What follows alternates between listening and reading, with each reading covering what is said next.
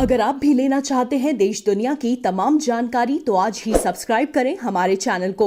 साथ ही नीचे दिए बेल आइकन को जरूर दबाएं ताकि हर अपडेट आप तक पहुंच सके। नमस्कार, प्रवास एक्शन न्यूज़ नेटवर्क के खास कार्यक्रम चुनावी चोखा में आप सभी का स्वागत है। बिहार में विधानसभा चुनाव से ठीक पहले आरजेडी के महागठबंधन को जिस तरह झटके पर झटका लग रहा है, उससे तो यही प्रतीत होता है कि तेजस्वी यादव ने जो सपना संजोया था वो पहले ही टूट गया। अगर हम आरएलएसपी की बात करें, अगर हम पार्टी की बात करें, अगर हम वीआईपी पार्टी की बात करें, ये तीनों ही महागठबंधन को छोड़कर अलग हो चुकी हैं। अब महागठबंधन में कांग्रेस और आरजेडी ही बड़े दल के तौर पर उपस्थित हैं। वहीं एनडीए अब देखिए लगातार मजबूत हो रहा है। हम पार्टी जो कि जीतन राम मांझी की पार्टी है, इसके अलावा जो मुकेश कुमार सहनी है जिनकी पार्टी की हमने बात करी वीआईपी, ये दोनों ही एनडीए का हिस्सा बन गए हैं। एनडीए लगातार मजबूत हो रहा है और मुकेश कुमार सहनी की तो जैसे लॉटरी ही लग गई है, क्योंकि बीजेपी ने जो एनडीए में जो सीटों का बंटवारा हुआ है उसके तहत उसको जो 121 सीटें मिली हैं, उस 121 में से 11 सीटें मुकेश कुमार सहनी की पार्टी को दे दी हैं। मुकेश कुमार सहनी खुश हैं। उन्होंने कहा कि जो मिल गया अब हमें उस पर संतोष है। दिखाएंगे कि आपको उन्होंने क्या कहा आज जब संवाददाता सम्मेलन आयोजित किया गया। मुकेश कुमार सहनी और बीजेपी की तरफ से संयुक्त संवाददाता सम्मेलन था ये। इसके अलावा बात करेंगे बीजेपी की भी, जिसने एक बार फिर से दोहराया है कि नीतीश ही नेता है, नीतीश ही मुख्यमंत्री होंगे। इसके अलावा बात करेंगे एलजेपी की भी। एलजेपी भी मजबूत हो रही है। मजबूत ऐसे हो रही है, दरअसल बीजेपी के जिन लोगों को टिकट नहीं मिल रहा है क्योंकि उनकी सीट जेडीयू के खाते में चली गई है, अब उनको लगता है कि एलजेपी ही एकमात्र दल है जिसने की घोषणा कर रखी है कि हम बीजेपी कैंडिडेट्स के खिलाफ उम्मीदवार नहीं उतारेंगे, लेकिन जेडीयू कैंडिडेट्स के खिलाफ हम उम्मीदवार उतारेंगे।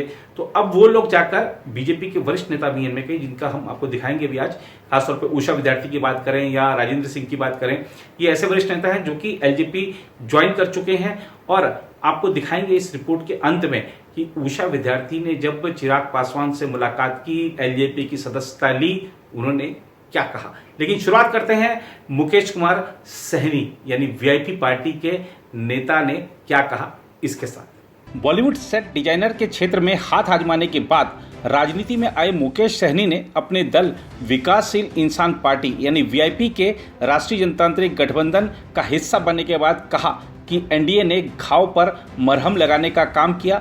एनडीए में शामिल होने की औपचारिक घोषणा करते हुए सहनी ने संवाददाताओं से कहा, एक पक्ष यानी आरजेडी वाला गठबंधन ने पीठ में खंजर घोंपने का काम किया, जबकि दूसरे पक्ष एनडीए ने मरहम लगाने का काम किया।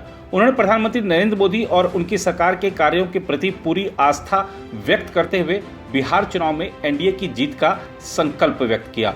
कुछ दिन पहले तक सहनी बिहार में विपक्षी महागठबंधन का हिस्सा थे और टिकटों को लेकर दावा कर रहे थे कि आरजेडी ने उन्हें 25 सीटें व सरकार बनने पर उप मुख्यमंत्री के पद की पेशकश की है। लेकिन आरजेडी वाले महागठबंधन द्वारा घटक दलों के बीच सीटों के बंटवारे की घोषणा किए जाने के दौरान वीआईपी के सीटों की संख्या नहीं बताने से मुकेश सहनी नाराज हो गए थे और प्रेस कॉन्फ्रेंस छोड़कर बाहर चले गए थे। इसके बाद वह महागठबंधन से अलग हो गए। इस पर सवाल किए जाने पर मुकेश सहनी ने कहा कि महागठबंधन की सरकार मेरी वजह से बनती, इसलिए उस पद की मांग की थी। यहाँ एनडीए में ऐसी कोई बात नहीं है। एनडीए में जदयू और भाजपा के साथ उनकी पार्टी सहयोगी दल है। वीआईपी पार्टी ने कहा कि वहां उनकी पीठ में खंजर घोंपने का काम किया गया, जबकि यहां एनडीए में मरहम लगाया गया, इसलिए जो भी मिला वो स्वीकार है। उल्लेखनीय है कि भाजपा ने वीआईपी पार्टी को एनडीए में अपने कोटे से 11 सीटें देने की घोषणा की है। भाजपा को एनडीए में सीटों के बंटवारे के तहत 121 सीटें मिली हैं। उन्होंने कहा, मैंने 2015 में भी पूरी मजबूती से भाजपा और प्रधानमंत्री मोदी का समर्थन किया था, किसी वजह से भटक गया था, लेकिन अब खुशी है कि जहां से मैंने अपना राजनीतिक करियर शुरू किया था आज फिर से वहीं हूं। भाजपा के प्रदेश अध्यक्ष संजय जायसवाल, चुनाव प्रभारी और महाराष्ट्र के पूर्व मुख्यमंत्री देवेंद्र फडणवीस, बिहार के उप मुख्यमंत्री सुशील कुमार मोदी की उपस्थिति में सहनी ने कहा कि एनडीए ने पिछड़ी जाति के बेटे को सम्मान दिया है और इसके लिए वह प्रधानमंत्री नरेंद्र मोदी का आभार व्यक्त करते हैं।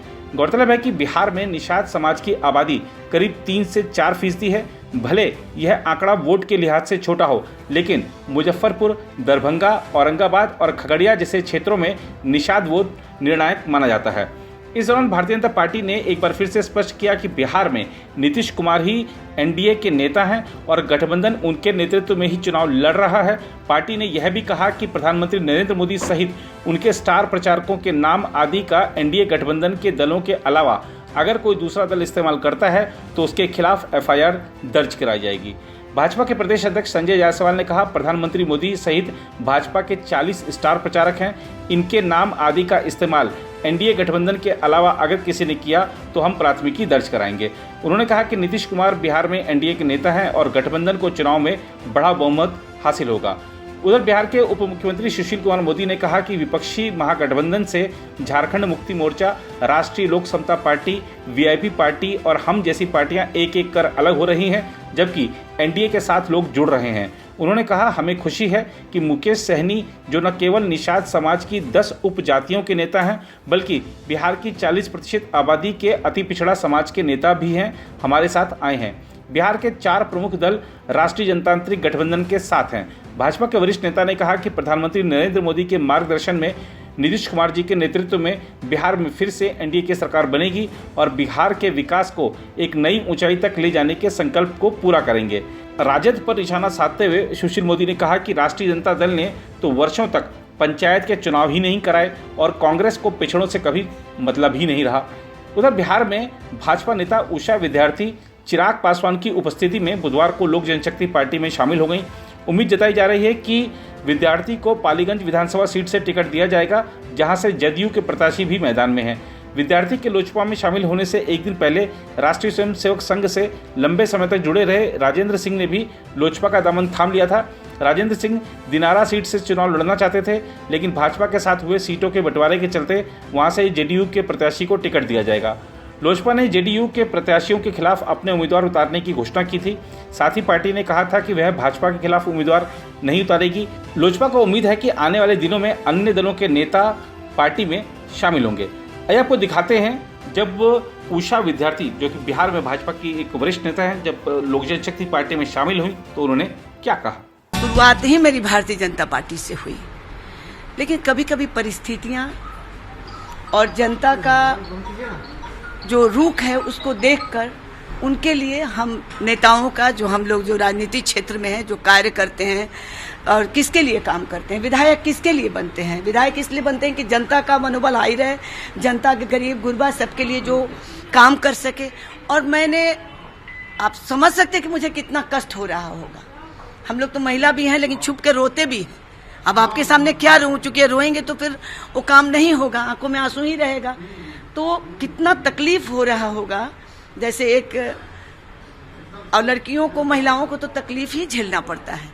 जब बड़ी होती है, बाप के यहाँ रहती है, शादी हो जाता है तो रोते धोते चली जाती है ससुराल, फिर वहां जाके घर बनाती है। तो उसी तरह से मुझे इतने सालों से वहां रहे भारतीय जनता पार्टी में, और मुझे कोई किसी से शिकायत नहीं। मैं पालीगंज की जनता के लिए वहां चुनाव लड़ने जा रही हूं और मुझे पूरा विश्वास है वहां की जनता पर कि मुझे जिता के विधानसभा में भेजेगी और मैं फिर जनता के लिए काम